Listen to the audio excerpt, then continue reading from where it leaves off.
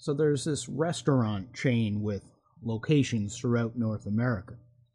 Its slogan is a pretty catchy one, and the chain's management uses it on a daily basis to motivate staff and to recruit new patrons to the chain's thousands of locations. The slogan is, "We take good food and make it better." 8 simple words which have struck an emotional chord with millions of people who like to eat. There's no marketing genius behind the slogan or the success of the same in attracting people to the restaurant chain. Everyone likes good food, and so it is unlikely that there is a person alive who would not like good food made better. Who could resist such a slogan? Well, sadly, the restaurant chain seldom lives up to its own slogan. The restaurants are often poorly decorated, their tables and chairs wobbly and in need of repair. Staff often quarrel with one another, and the management too often seem only to be concerned with climbing the corporate ladder to the head office. The food, so much talked about, is bland at best and dreadful at worst.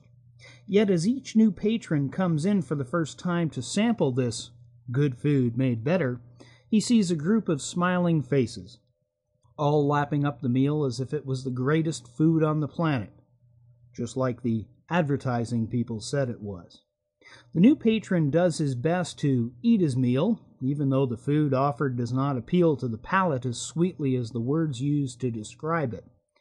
Not wishing to show his displeasure to his 2 friends who sponsored him, for it is, after all, an exclusive restaurant, he sits in silence, eating his meal, with each mouthful being as forced as the smile on his face. Sometimes the patron simply pays his tab, leaves the restaurant, and vows never to return to the establishment. However, sometimes the patron decides that maybe he just went on a bad night. Perhaps the staff was having a bad day because the regular cook was away. Perhaps those people enjoying the meal were just being kind and did not want to offend the new cook. He decides to give the good food made better joint one more try. Returning on another night, he sees the same dozen patrons who were there the month previous. They're still arguing with one another about which fork you should use for the salad and the proper way to hold a wine glass. The manager is still ignoring the new customers in favor of the company higher-ups seated at a back table, who he's trying to convince of his suitability for a more prominent position in the firm.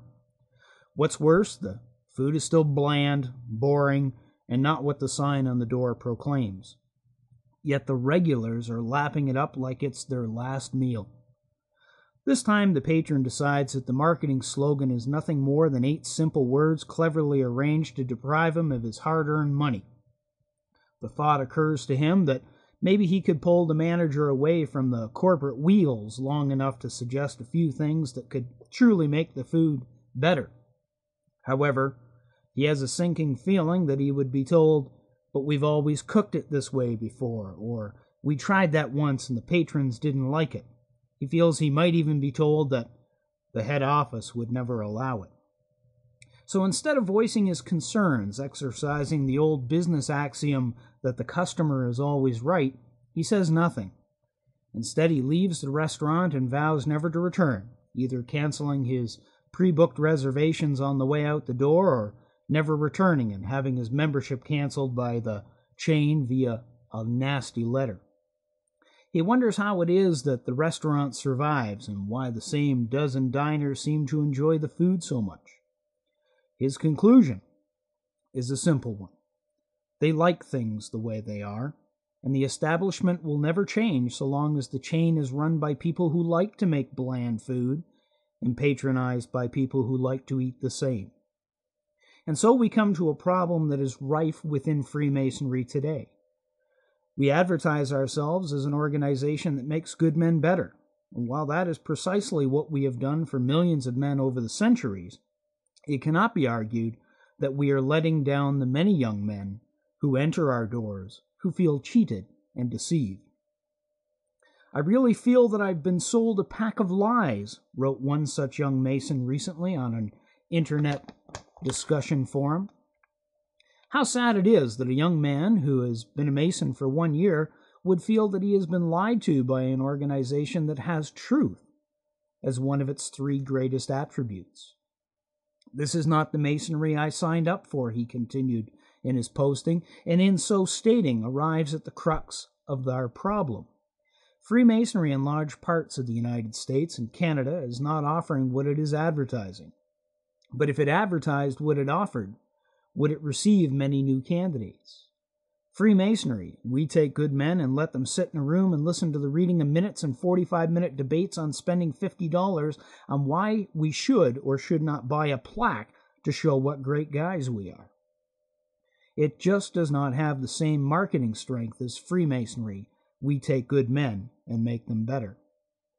Unfortunately, our young brethren, past and present, have tried to improve what Freemasonry offers within the tiled recesses of our lodges, but are met with resistance at each step of the way.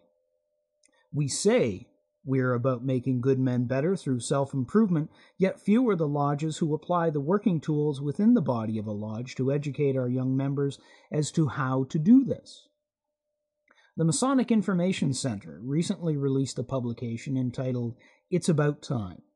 The publication identifies the problems currently confronting Masonic identity and offers sound solutions for the same.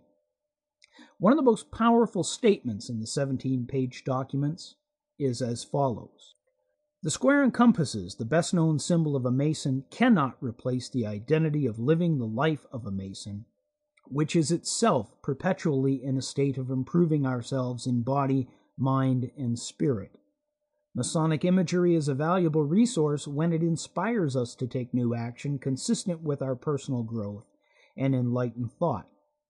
We must discover our own Masonic calling, our own place in the history of Masonry, by making authentic Masonic performance our top priority.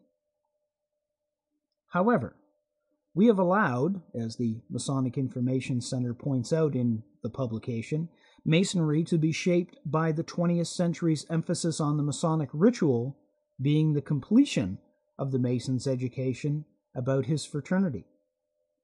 Like the analogy of the restaurant chain, little changes in how lodges deliver Masonic lessons because the same dozen patrons sit in her seats and run the show. Those men, like the restaurant patrons in our analogy, come back month after month and year after year because they enjoy the bland food, a meal that is largely comprised of recitation of minutes, tedious debates over how funds are dispersed, and arguments over when and how to salute the worshipful master. And when a young man, initiated, passed, and raised, leaves because he finds the meal unappetizing, he is viewed as a disgruntled customer, which the restaurant is better off without. The recipe of Freemasonry is as sound today as it was 300 years ago. It is the present kitchen of stubborn cooks who need to be tossed out.